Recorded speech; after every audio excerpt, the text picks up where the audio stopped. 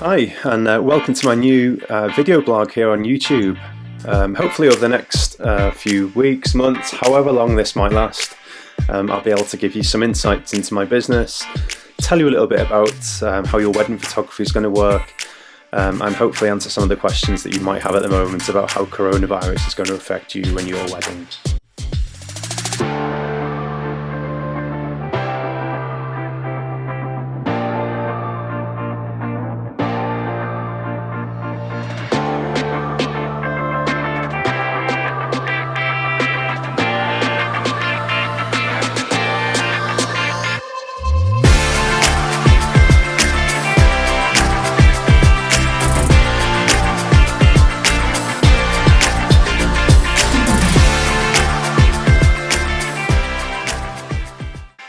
So lockdown, we're currently, as I'm filming this, in the middle of June, and there's different regulations in England, there's different regulations in Wales, and a lot of you might just be thinking, what is going to happen to my 2020 wedding? So at the moment, we're now in June, and I think there's a lot of interest in terms of what's going to happen to your weddings in late summer, autumn, and indeed for the rest of 2020. And a lot of you have already taken the decision, if you're getting married this spring or summer, to actually rearrange your dates to later in the year or to next year. Fortunately, I think about 80-85% of my weddings have actually rearranged to dates that I can do, and along with most of the other suppliers. And it's just simply been a case of swapping the date over, and no extra fees and no booking fees on top of that either. I think it'd be wrong to actually kind of put extra weight on your shoulders at the moment in terms of additional fees or putting hurdles in your way.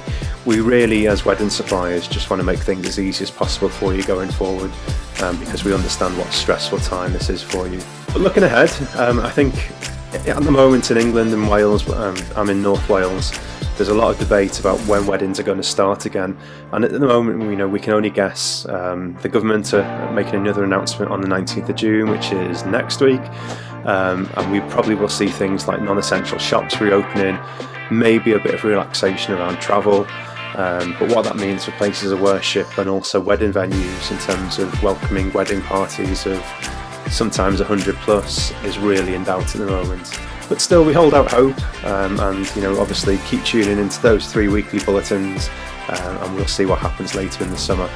If you do have to rearrange, I've got 3 options for you, and I've actually put a page on my website which details how I'm responding to the coronavirus issue, to make your lives a little bit easier. So guys, just to help you, what I've done is I've put a calendar of live availability on my website.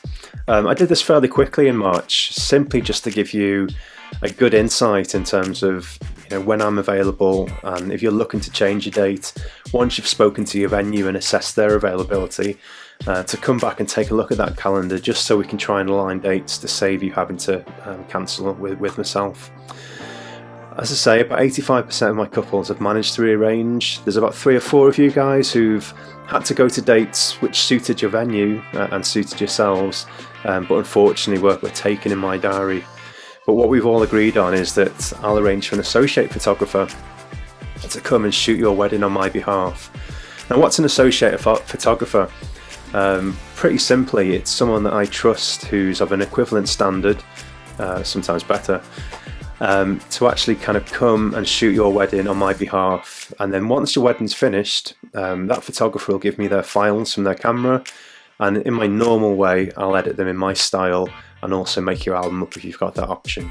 So where things stand at the moment, we're in the middle of June. My next wedding is scheduled towards the end of August. I think the couple have also got a plan B date, and I think that's quite advisable to get a plan B date, because as much as you might want your wedding to happen in August, September or even October this year, just by having that plan B date in the back of your mind in case things don't improve or don't change, it's well worth it, because that way you'll get a plan B date in your venue's diary and also a plan B date in my diary as well. But that's not to scare you or worry you at all. In fact, I'm really positive about the future. That's just my nature, and I think kind of going forward I'll be in close contact with you every few weeks just to see how things are, and hopefully share the good news with you guys as well.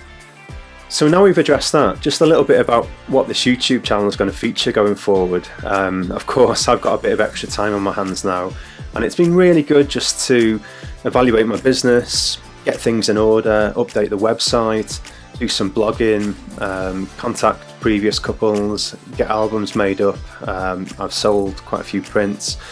There's loads of things which, as a photographer, I've been able to do. You know, usually when it's kind of things which drop off the list as well. So I've had quite a few good kind of months where I've tried to stay positive. Obviously my first priority has been dealing with bride and grooms who've had to rearrange or who've got weddings coming up.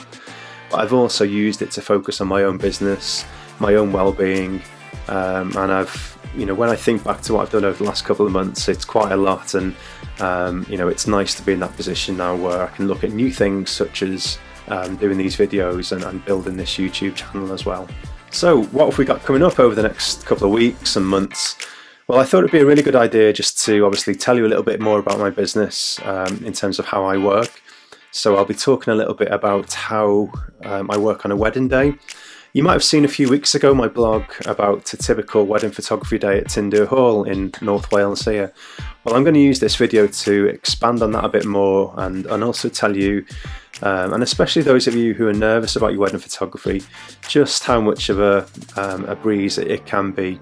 Of course, I put my heart and soul into it, but what I want you guys to really feel at the end of the day is that you haven't been taking photos all day, you've had plenty of time with your guests, and of course, although you'll know about some photos that I've taken during the day and you'll be expecting some to turn up in your final gallery, a lot of the photos that you actually receive will be ones which you've had no idea that I've taken, and usually these provoke some of the best reactions. Another idea, guys, is very similar to what a lot of other photographers do, and that's make relationships with their local suppliers.